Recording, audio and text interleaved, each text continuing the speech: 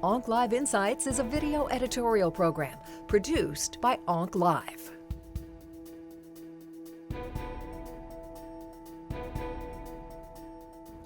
ALK translocations in adenocarcinoma of the lung were initially described in 2007.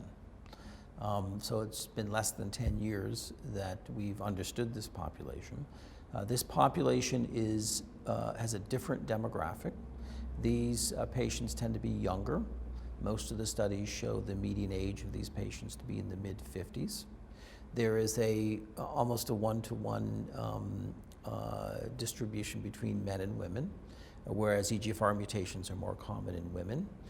Like EGFR mutations, ALK translocations are more common in adenocarcinoma as well as never smokers. So it follows that paradigm of never smoking lung cancer in slightly younger patients. Interestingly, about 4 years ago, we had the approval of Crizotinib for this setting. Crizotinib was not initially felt to be the best ALK inhibitor, but there was activity seen. And so this drug was rapidly developed in the ALK population, and it was highly effective with response rates well above 50%, with progression-free times in the range of 10 plus or minus a couple months in this population of patients. So we also know that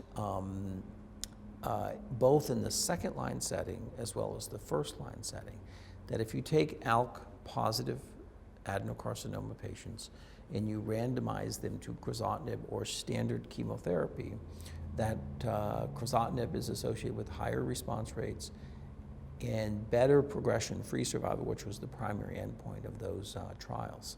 We don't yet have survival data.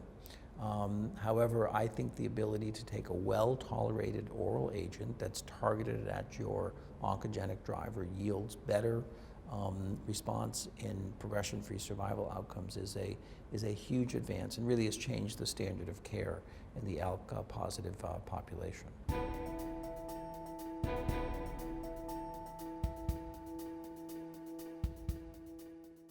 Crizotinib is a really interesting sort of drug development story.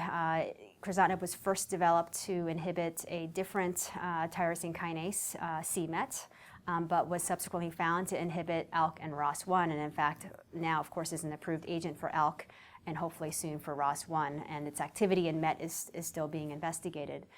We do use Crizotinib as a standard first-line agent for patients who have metastatic ALK-rearranged lung cancer, also first-line agent for metastatic ROS1 positive lung cancer.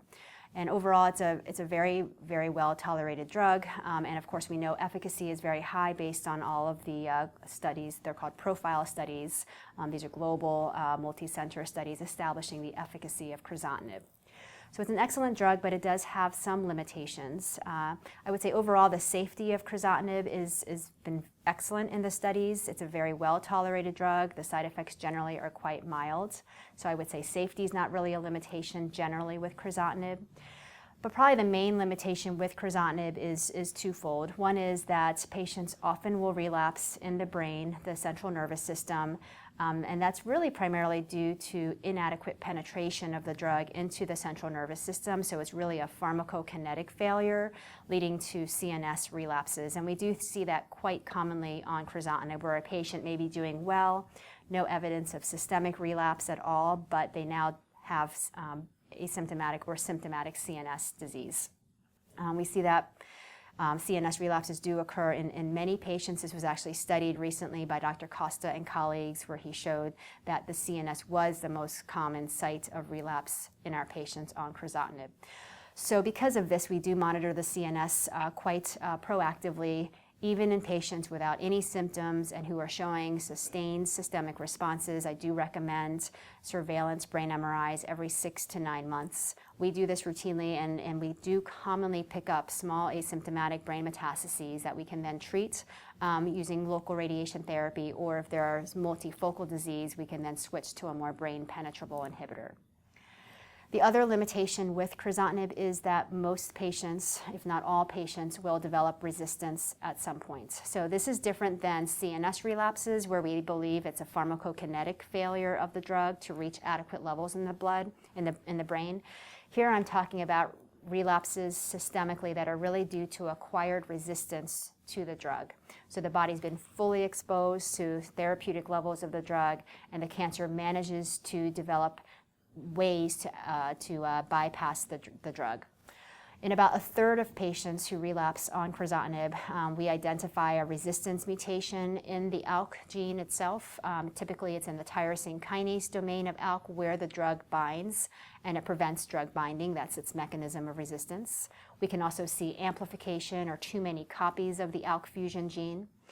And then in about 2/3 of cases, there's no change in ALK itself, but it's likely activation of alternative signaling pathways that allow the cancer to grow in the face of crizotinib.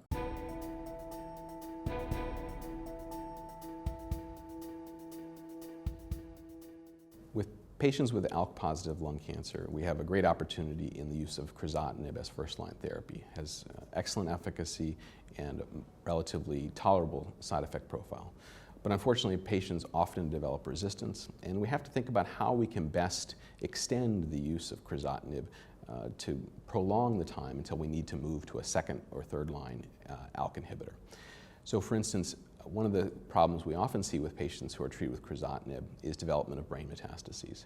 When we identify patients who have brain metastases, one of the key things that we can consider for them is simply treating the brain metastasis with radiation therapy, but continuing crizotinib and continuing to see how well a patient does. There's published data that suggests that that sort of approach can extend the time on an ALK inhibitor by about 5 or 6 months. And that would extend the time until we need to pick that second line drug and extend the time the patient might be alive. So I think this is really the strategy I'd like to use for those patients who I have who are on crizotinib and who develop a relatively localized progression.